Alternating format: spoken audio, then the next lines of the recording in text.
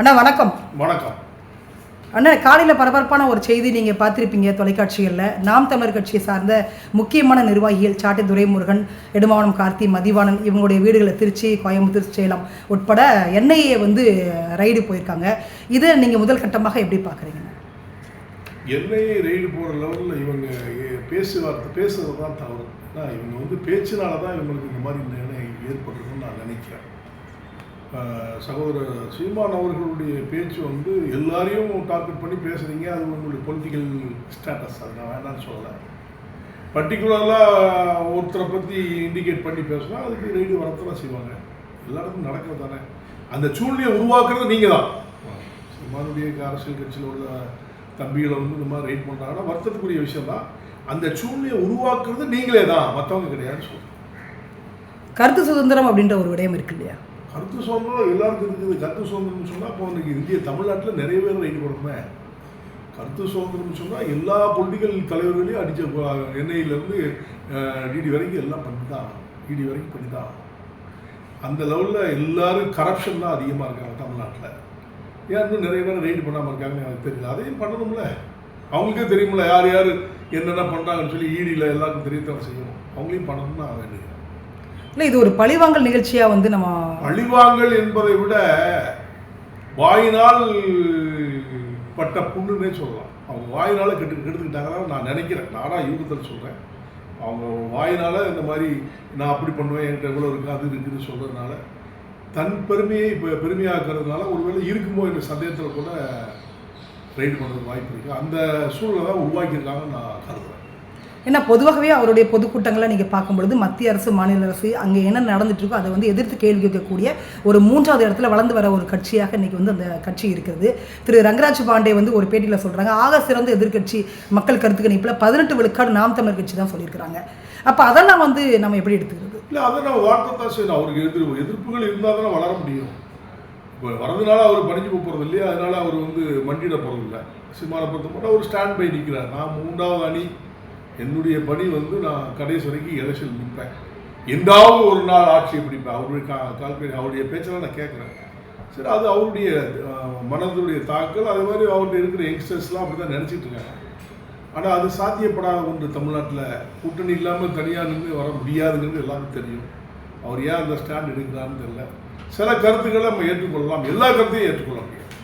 சீமான் அவருடைய பேச்சு சகோதரருடைய பேச்சு எல்லா கருத்துக்களையும் ஏற்றுக்கொள்ள முடியாது. சில கருத்துக்களை ஏற்றுக்கொள்ளக்கூடிய சூழலை பேசுகிறார். அதை ஏற்கிறேன். தொடர்ச்சியாகவே நாம் தமிழர் கட்சியில் இருக்கக்கூடிய உறுப்பினர்களை சாட்டை துரைமுருகன் 2 முறை சிறைச்சாலை போயிருக்கிறாங்க.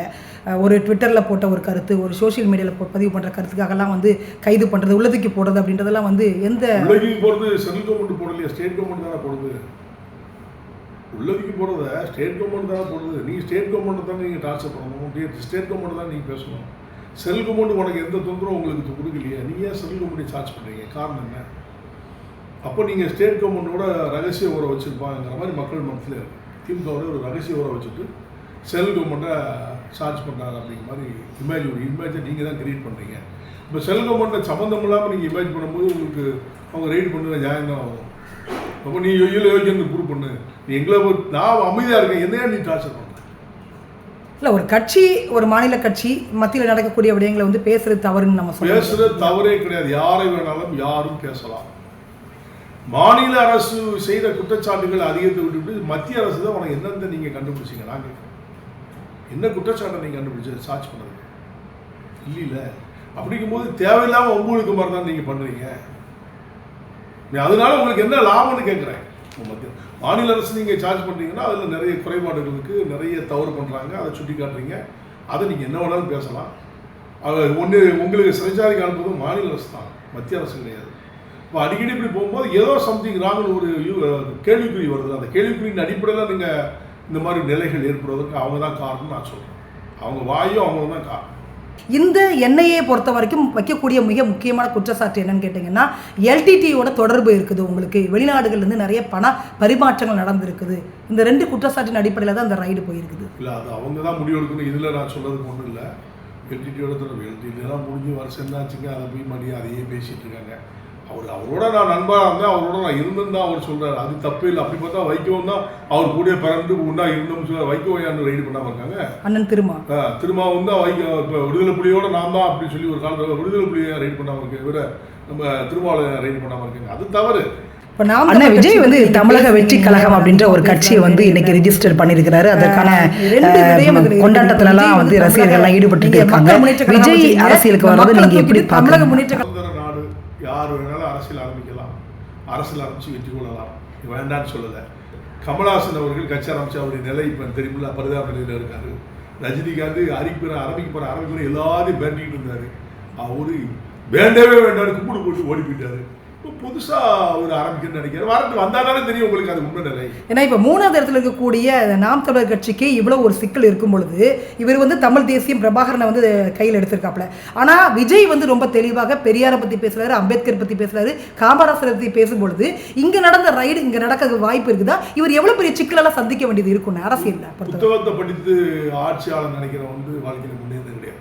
பெரியாரை பற்றி பேசியிருப்பான், அம்பேத்கரை பற்றி பேசுகிறார், இவர் படிச்சிருக்காரு, படிச்சதுனால தான் தெரியும். இவரை பற்றி இவருக்கு என்ன தெரியும்? விஜய்க்கு சினிமாவில் டூயட் பாட தெரியும், நல்ல கேர்ள் ஃப்ரெண்டோட சுத்த தெரியும், ஜாலியாக எக்ஸஸ் வந்து சும்மா இந்த டான்ஸ் ஆடி அப்படி இப்படி பண்ண தெரியுமே தவிர அரசியல் ரீதியாகவோ மக்களுடைய நன்மைகளுக்காகவோ இவரால் என்ன செய்ய முடியும்? என்னோட கேள்வி. ஒன்றுமே செய்ய முடியாது. அரசியலில் வரட்டும், வாழ்த்துவோம், வெற்றி பெற்றால் அவரோட இணைவு. ஓட்டுகள் பிரிக்கும் பொழுது யாருக்கு இது ஒரு சிக்கல்? எந்த கட்சிக்கு? அது சொல்ல முடியாது. யாருக்கு முடியுங்கிறது மக்கள் தான் டிசைட் பண்ணாங்க. விஜய்க்குன்னு ஒரு கூட்டம் இருக்கு. கூட்டம் சும்மா சின்ன சின்ன கூட்டம்னு சொல்லுவாங்கல்ல, அந்த மாதிரி கூட்டம்னு தான் சொல்ல முடியும். அந்த கூட்டத்தை வச்சு நிர்ணயம் பண்ண முடியும். அவரால் ரொம்ப பொய்த்து போவார் நான் நினைக்கிறேன். பார்க்கலாம், வரட்டும் பார்ப்போம். கடந்த முறை நீங்கள் கொடுத்த பேட்டியில் உங்களுக்கு மிகப்பெரிய வரவேற்பு நாம் தமிழர் கட்சி சார்பாக நிறைய சகோதரர்கள்லாம் உங்களுக்கு நல்ல கமெண்ட் கொடுத்து, அண்ணா நீங்கள் எங்கள் கட்சியோட இணைஞ்சிருங்க, நம்ம இணைந்து வந்து ஒன்றாக பயணம் பண்ணுவோம் தமிழ் மக்களுக்காக அப்படின்னு சொல்லியிருந்தாங்க. என்னுடைய சகோதரன் தான் நிச்சயமா இப்பவும் சொல்கிறேன். பாதை அவர் எந்த பாதை எடுக்கிறார், அவருடைய பாதை என்றைக்கு தான் வெற்றி பெறணும். என்னுடைய பாதையை நான் வெற்றி பெறுவேன். அவருக்கு வாழ்த்து சொல்கிறேன். அதே மாதிரி கருத்துக்களை பரிமாறும்போது என்ன வேணாலும் பேசணும் அப்படின்னு முடிவெடுக்காதங்க. ரூலிங் பார்ட்டி இங்கே இருக்கிற மாநில அரசு செய்த தவறுகளை சுட்டி காட்டி மக்களிடத்திலே நீங்கள் பயணிக்க வேண்டும் என்று நான் அன்போடு கேட்டுக்கிறேன். மத்திய அரசுக்காக நான் வக்காலத்து வாங்குவதாக கருத வேண்டாம். மத்திய அரசினால் உங்களுக்கு எந்த லாபமும் கிடையாது, நன்மையும் கிடையாது. நீட் தேர்வு நீட் தேர்வு என்பது பொய்த்து போன ஒன்று. நீட் தேர்வை வச்சு தான் ஆட்சியை பிடிச்சேன்னு சொன்னால், இப்போ நீட் தேர்வில் ரகசியம் இருக்குன்னு சொன்னாலும் உதயநிதி அது இருக்குன்னு சொல்லி இன்றைக்கி அவங்களால ஒன்றும் செய்ய முடியல. நீட் தேர்வு வந்து பொய்த்து போன உண்மை. யார் நீங்கள் காஷ்மீர் பிரச்சனை எடுத்துக்கோங்க, நீங்கள் சிஏ எடுத்துக்கோங்க, இந்த மாதிரி நிறைய விடயங்கள் வந்து மத்திய அரசு ஒன்றா பரந்தூர் விமானம் உட்பட நிறைய திட்டங்கள் உள்ள கொண்டு வரும்போது நாம அதை விமர்சனம் பண்ணக்கூடாதுன்றது. பண்ணுங்க, விமர்சனம் பண்ணுங்க, அது நாகரிகம்னு ஒன்று. நாகரிகம்லாம் பண்ணக்கூடாது. இப்போ காஷ்மீர் பிரச்சனையை சொல்லப்படி எத்தனை ஆண்டுகள் எவ்வளவு பேர் நம்ம ஜவான்கள் ஆர்மியில் இறந்துருக்காங்க. கடலோர அங்கே இருக்கிற படைவீரர்கள் எவ்வளவு பேர் நம்ம இழந்திருக்கோம் காஷ்மீர்னால. அது அந்த காலத்தில் சுதந்திர தியாகம் பண்ணும்போது செய்த தவறுனால் ஏற்பட்ட அதை ஒரு முடிவு முற்றுப்புள்ளி கொண்டு வந்ததில் என்ன தப்புன்னு நான் கேட்குறேன். காஷ்மீர் பிரச்சனையில் கொண்டது என்ன தப்பு? முஸ்லீம்களுக்கு எதிரியா? இல்லை அவர் எதிர்பார்க்க கொண்டு வந்தாலும் அது நாடு சுதந்திரமாக இருக்கணும், நம்ம பகுதியில் இருக்குது, இவங்க இப்படி தான் இருக்குன்னு சொல்லி ஒரு அறமுறை கொண்டு வந்ததில் என்ன தவறை இவங்க கண்டுபிடிச்சாங்க? முஸ்லீம் புறா இடத்துல காஷ்மீரில் வாழ்றாங்க, முஸ்லீம் இடம் கொடுக்க போறாங்க, இல்லை முஸ்லீம் நாடுன்னு அறிவிக்க போறீங்களா? தொடர்ச்சியாக நீங்க இந்திய அரசியலமைப்பு சட்டத்தில் இருக்கக்கூடியது எல்லா சட்டத்தையும் திருத்தனீங்க, உங்களுக்கு ஏற்ற மாதிரி திருத்தனீங்க அப்படின்னா சட்டமாக இருக்காது இல்லையா? ஏற்ற மாதிரி அல்ல. பாராளுமன்ற கமிட்டியில் எவ்வளோ இருக்காங்க? 505 பேர் இருக்கிறாங்கல்ல, எம்பிக்கள் இருக்காங்க 552. அவங்களுடைய ஒப்புதல் அடிப்படையில் தான் மெஜாரிட்டியை வச்சு தான் நீங்கள் நிர்ணயம் பண்ணுறாங்க. சரி, காஷ்மீர் பிரச்சனைக்கு எத்தனை எம்பிக்கள் நம்ம தமிழ்நாட்டிலேருந்து போனீங்க? யாராவது போராடினீங்களா? வெளிநடை பண்ணீங்களா? அன்னைக்கு தகராறு பண்ணீங்களா? இல்லையே. வெளியில் வந்த பிறகு அப்படி இப்படி சொல்கிற மாதிரி சகோதரர் சீமான் அவர்கள் சொல்ல கருத்து என்னன்னு கேட்டீங்கன்னா, காஷ்மீரை இப்போ என்ன செய்யணும்னு நினைக்கிறார்? விடுதலை சிறுத்தைகள் அன்னைக்கு பேசும்போது காஷ்மீரை பற்றி பேசினார். காஷ்மீர் என்ன செய்ய நினைக்கிறீங்க நீங்க? சொல்லுங்க. உங்க மனசுல அங்க ஒரு சட்டம் இருக்குது இல்ல, இந்த இடம் வந்து எங்களுக்கான இடம், நாங்க வாங்கிக்கலாம், வித்துக்கலாம். வெளியில இருந்து நீங்க யாரும் வந்து எங்களுடைய இடத்த வந்து நீங்க தவறா இல்லையா? இந்தியா எப்படி தவறாக? பாலஸ்தீனம் இன்னைக்கு என்னாச்சு? தமிழ்நாடு அண்ணா, பாலஸ்தீனம் இன்னைக்கு என்னாச்சு? நான் சொல்றேன். இன்னைக்கு இஸ்ரேலுடைய அந்த நீங்க போர் பார்த்துட்டு இருக்கீங்க, நாளைக்கு தமிழகத்துல இப்படி நடந்துட்டு நம்ம தமிழர்களுக்கு ஒரு இடம் இல்லைன்னு கேட்கறதுல என்ன தவறு இருக்கு?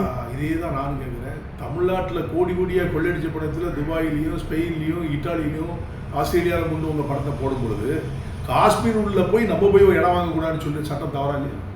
இல்லை அவர் பேசுறது வந்து இலங்கையில் உள்ள மக்களை வந்து நீங்கள் அடித்து துரத்திட்டீங்க தமிழர்களை, அதை மாதிரி இன்னைக்கு பாலஸ்தீனம் ஆயிடுச்சு, இஸ்ரேல் இந்த மாதிரி இதை நிறுத்த கூட மாட்டேனுது. அப்படி இருக்கும் பொழுது நாளைக்கு தமிழகத்தில் இதே மாதிரி ஒரு நிலை வந்தால் நாம எங்கே போவோம்? அதைத்தான் அண்ணன் தொடர்ந்து சீமான் வந்து வலியுறுத்துறாரு. நான் சொல்றேன், நீ சீமான் சொல்லுங்க, இவ்வளோ சொல்லுங்க, திரும்ப சொல்லுங்க. திருமணம் அதை சொல்றாங்க. திருமணம் இந்த அளவுலாம் பேசல. அண்ணன் சீமான் தொடர்ச்சியாக நீங்க மத்திய அரசு சொல்றீங்க இல்லையா? என்ன சொல்றேன், இந்தியாவிலும் யாரும் எந்த இடமும் வாங்கலாம், காஷ்மீரில் மட்டும் வாங்கக்கூடாதுன்னு சொல்றது தவறுன்னு சொல்றேன். அது நம்ம இந்தியாவில் தானே இருக்கு, நம்மகிட்ட தானே இருக்கு. அப்போ அதுக்கு ஒரு வரமுறை போட்டு ஒரு சட்டத்தை ஏற்பாடு பண்ணி யார் எங்க வேணாலும் வாழலாம், எங்க வேணாலும் இருக்கு. அதோட அதிகாரத்தை காமிக்குது இல்லையா? எந்த அதிகாரம்? ஏங்க அப்ப நீங்க இங்க இருந்து ஃபாரின்ல போய் துட்டம் கொண்டு போய் போட்டு பணம் நிறைய சேர்த்து கொண்டு போய் இடத்த வாங்குறீங்க.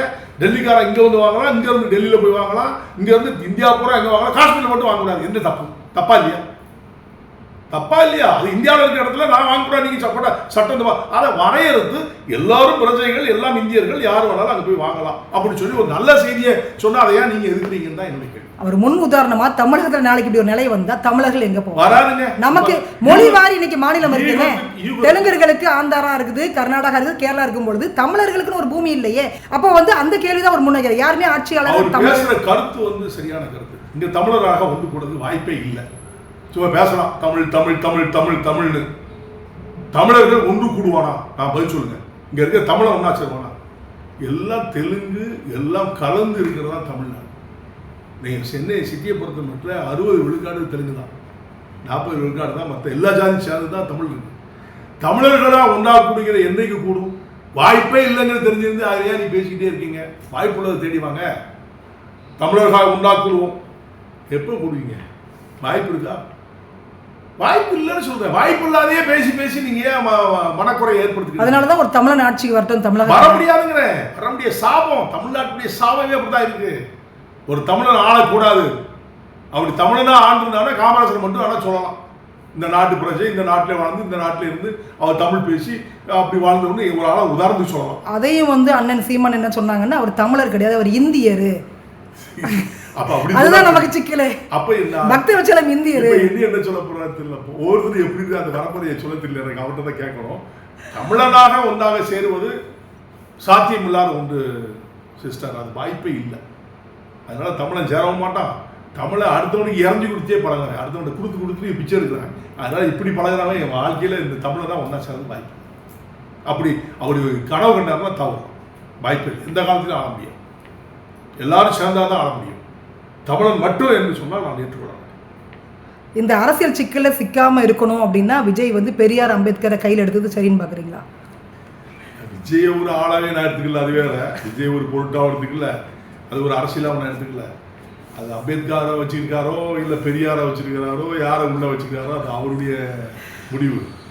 பெரியாரையும் அம்பேத்கரையும் எங்கள் கையில் வச்சிருந்தாப்புல அவர் சக்ஸஸ் பண்ணுவாங்கிறது மட்டும் அது கனவாக தான் இருக்கும். நனவாக இருக்கிறது வாய்ப்பு இல்லை.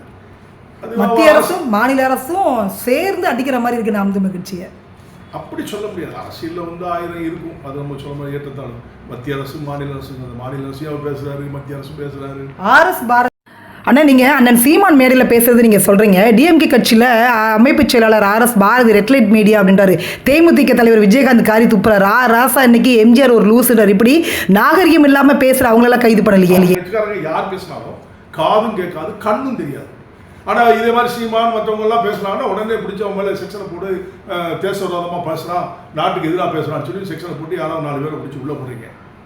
இதுலேயே நீங்கள் தெரிஞ்சுக்கலாம் ஆட்சியாளர்கள் எப்படி நடந்துக்கிறாங்க. அப்போது அவங்க சிந்தனை இல்லாமல் பழிவாங்கும் நோக்கத்தோடு தான் இந்த கைது நடவடிக்கை எடுக்கிறாங்க. அதனால தான் முதல்ல இந்த கேள்வி நான் முன் வச்சேன். இது பழிவாங்கலாம் நான் கேட்டேன் அவங்க கிட்ட. இந்த ரைடு அடிக்கடி கைது பண்ணி சொல்றேன். பழிவாங்கல் என்பதை விட மத்திய அரசு ரைடு பண்ணுன்னா ஆதாரம் இல்லாமல் வர முடியாது. ரைடு வந்து ஆதாரமாக வர மாட்டாங்க. ஞாபகம், அவங்களுக்கு கிடைக்க ஆதாரத்தை இவங்கள உள்ள ஆட்களே எழுதி போட்டுக்கலாம். இல்லை அப்படி இல்லைன்னா மாநில அரசு எழுதி போட்டுருக்கா, சீமான ரைடு பண்ணுங்க, இவன் எவ்வளோ இருக்குது அப்படின்னு எழுதி போட்டுருக்கலாம். அவங்க ஆதாரத்தோடு வந்து அவங்க ரைடு பண்ணியிருக்காங்க. இதை அது மத்திய அரசாக தான் மாநில அரசு, அது என்ன தவறுன்னு நான் நீங்கள் சொல்லுவீங்க. ரைடு பண்ணது பழிவாங்கன்னு சொல்றதை விட இது வந்து ஆதாரம் தான் வந்திருக்கு. வாய்ப்புல பார்க்கலாம் அவங்க எந்த ஆதாரம் இல்லை. யூடியூப்ல வந்து அவர் சில வார்த்தைகளை பயன்படுத்தினாரு. அந்த வார்த்தைக்காக நான் சொல்ல வரேன். அப்போ டிஎம்கே சார்ந்தவங்க வந்து யாரும் பேசலையா? நாகரிகமான முறையில் தான் மேடையில் பேசுறாங்களா? திமுக மாதிரி அநாகரிகம் பேச உலகத்தில் ஆள் கிடையாது. இங்கேருந்து பேசுறீங்க. கலைஞர் இருக்கும்போது அப்படி பேசுவாங்க. நான் கலைஞரை மதிக்கின்ற தலைவர். கலைஞர் எனக்கு ரொம்ப பிடிக்கும். நான் ஓப்பனாக சொல்கிறேன். கலைஞர் தமிழ் கடல் தான். தமிழில் அவர் பேசினாலும் 1 மணி நேரம் மூச்சு விடாமல் பேசுவார். அதெல்லாம் ரசிக்கக்கூடியதுதான். ஆனால் ஆளுமையை பொறுத்த மட்டும் பழிவாங்கப்படல அவர் ரொம்ப செஞ்சார். உங்களை அழிக்கணும் வச்சு அழிச்சிட்டார், கூட வச்சு அழிப்பார். அது கலைஞருடைய திறமை. புரியுதா உங்களுக்கு? அது அவருடைய ஆட்சி ஆளுமைக்கும் அவருடைய தனித்துவத்துக்கும் வித்தியாசம் இருக்கு இல்லையா? அவரை போல தான் எல்லாம் தெலுங்கு பேசுகிறோம். நம்ம தான் ஏற்றுக்கிட்ட 6 முறை முதலமைச்சர் பதவி 7 முறை முதலமைச்சர் பதவி கொடுத்துட்டீங்க, அவரை போய் இன்னும் தெலுங்குன்னு பேசுறது தப்பு தானே? அது தவறா இல்லையா? பிறப்பை தவறு பேசக்கூடாது. முதலாளியும் தெலுங்குல இருந்திருக்கலாம். உடனே அவன் தெலுங்கு வந்தான்னா நீங்க எல்லாம் தமிழெல்லாம் ஒன்னா சேர்ந்து தெலுங்குல போற கட்ட முடியுமா? இன்னைக்கு இருக்கிற முக்கால்வாசி பில்டிங், முக்கால்வாசி இடம், எல்லா இடமே யாருக்குள்ளது? தெலுங்குகளுக்குள்ளது தான். நம்ம உட்கார்ந்து இடமே இன்னைக்கு 60 விழுக்காடு தமிழ்நாட்டில் இருக்குது, அது தெலுங்கு தான். தெலுங்குல போய் வெளியில போன்னு சொல்றதுக்கு நமக்கு என்ன ரைட்ஸ் இருக்கு? என்ன சொல்றீங்க? எப்படி போக சொல்ல முடியும்? உங்களால் முடியுமான்னு கேட்கிறேன். முடியாதே ஏன் பேசுறீங்கன்னு கேட்கிறேன். முடியாதுங்க. நீ தமிழெல்லாம் ஒன்னா சேர போறது இல்லை, சேர மாட்டீங்க. சீமானே எனக்கு பிடிக்கும், நான் தமிழெல்லாம் ஒன்னா சேருவேன். என் கூட எத்தனை பேர் வருவோம்? திமுக வருவானா? கட்சியிலே இணைந்து செயல்பட நீங்க இடையில பத்தி தான் பேசல, தமிழெல்லாம் நான் பேசுறது. சீமானே எனக்கு பிடிக்கும், நம்ம தம்பி தான், சகோதரன் தான், என்னோட ஒரு 15 வருஷம் சின்னவர் தான், இல்லைன்னு சொல்லுவேன். அவர் எனக்கு பிடிக்கும். ஆனால் தமிழனா ஒன்னா சேர வருவேன். அரசியலாக வர முடியாதா? என்னுடைய அரசியல் கருத்து வேறுபாடு வேற, உங்களுடைய அரசியல் கருத்து வர. திமுக இருக்க தமிழன் நிறைய மேடை போட்டு பேசுறாங்க உள்ள. நாங்கள் தமிழ் சங்கம், தமிழ் சமுதாயம். ஸ்டாலின் போய் தமிழனா வந்து சீமான்ட்ட சேருவாரா? அவர் சகாக்கள் தமிழனா போய் சீமான் தமிழை மட்டும் தான் பேசுறாரு, சேருவாரு? திருமாவளவன் தமிழனா போய் சீமான்ட்ட சேருவாரா? அவர் தமிழ்னு பேர் வச்சுன்னு சொல்லிட்டு இருக்காருல. ராமசாமி என்பதே மோசமான பேர்னு சொன்னார்ல மேடையில் அன்னைக்கு. அப்ப ராமசாமின்னு நிறைய பேர் அவ்வளவு பேர் தற்கொலை பண்ண சொன்னாரா? அந்த காலத்துல வச்ச பேர்கள், அவங்க மூதாதையர்கள் வச்ச பேர்கள் சாமி பேர் வைக்கணும்னு சொல்லி ராமசாமி. அந்த அப்ப நீங்க பெரியார் எப்படி எடுத்துப்பீங்க? பெரியார் தான் ஏத்துக்கிறே இல்லையா? பெரியார் வச்சதே ராமசாமி. அதான் அவர் தான் சொல்லணும். ராமசாமி நாயக்கர் போட்டிருக்காங்கல்ல, ராமசாமி நாயக்கர் வந்து ராமசாமி வச்சது. அப்ப அறிவுலாம் அவங்க அப்பா அம்மா வச்சாங்களா? திருமாவளவன் அறிவு சொல்றாரு அவங்களுக்கெல்லாம். ராமசாமி வச்ச பேர் மோசம், அவர் பெரியார் அவர் பணம் போட்டுருக்காரு. அப்ப எடுத்துக்கணும்ல. பெரியார் நீ எதுக்கு பேர் வைக்கிற? ராமசாமி பேர் வச்சா தப்புன்னு சொல்றீங்க. அப்ப ராமசாமிங்கிற பேர் வச்ச பெரியாரை நீ ஏத்துக்க கூடாதுல்ல? ஏன் ஏத்துக்கிறீங்க?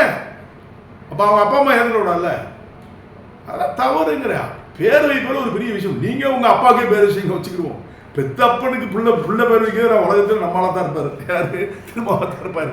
அது அவருடைய செயல்பாடு. அது நான் தப்புன்னு சொல்ல, அவருக்கு மனசுல போட்டு பண்ணிட்டாரு. அப்பனுக்கே நான் பேர் வச்சையா அப்படின்னு சொல்ல, அது பெருமையா நினைச்சுக்கலாம். நான் மக்கள் அப்படி ஏற்றுக்கொள்ளலாம். பேர் ஒரு பிரச்சனை கிடையாது. தமிழர்களா நீ சீமான் சகோதரர் என்ன சொல்றாருன்னா, தமிழனா எல்லாம் ஒன்னா கூடணும் தெருவா உயிர் போகும்போது கத்துறாரு. யாரும் ஏற்றுக்கொள்வது இல்லை. செவிடங்கால சங்கு உணக்காத தான் நம்ம தமிழ்நாடை பொறுத்த முடியல. அப்படி தமிழனா ஒன்றுனா தமிழன் தான் ஆட்சியில் உட்கார முடியும். அதுக்கு வாய்ப்பே இல்லைங்கிற சாவுக்கேடு. புரியுதா உங்களுக்கு? அதே மாதிரி மதத்தின் ரீதியில் ஒரு பிரச்சாரம் துஷ்பிரயோகம் பண்ணால் தவறு. எல்லா மதமும் அவர் மதம் அவரவருக்கு பெரிது. ஒரு மதத்தை குறைபாடு சொல்வது தவறு. இப்படி தவறுகளை சுட்டி காட்டணும் தவிர, இன்னைக்கு என்னுடைய குடும்பத்தில் அவங்கவுங்க இஷ்டப்படி போவாங்க, அதை நான் கண்ட்ரோல் பண்ண மாட்டேன், எனக்கு பிடிக்காது அப்படி சொல்றாரு. கொண்டாட்டியும் பிள்ளையும் என்னால் கண்ட்ரோல் பண்ண முடியாது, ஆனால் நான் இப்படி தான் இருப்பேன்னு சொன்னால் அது தவறா இல்லையா? இதை நான் சுட்டி காட்டுறேன். இதை கூட்டணியில் எவ்வளோ பேசுவாங்களா? பேச மாட்டாங்க, யாரும் பேச மாட்டாங்க. ஸோ அதனால ஜால்ரா போட்டு வாழுகின்றவர்கள் தான் அரசியல் புலப்பட்டாங்க. ஜால்ரா போட்டு தான் அரசியல். இந்த அரசியல் புலப்புக்காக அனைத்து அரசியல் கட்சிகளும் ஜால்ரா போய் செல்ல வேண்டிய நிலை ஏற்படுகிறது. அதனால தமிழ்நாட்டுடைய சாபக்கேடு. தமிழாக ஒன்று கூட முடியாது, இந்துக்களாக ஒன்று கூட முடியாது. இதுதான்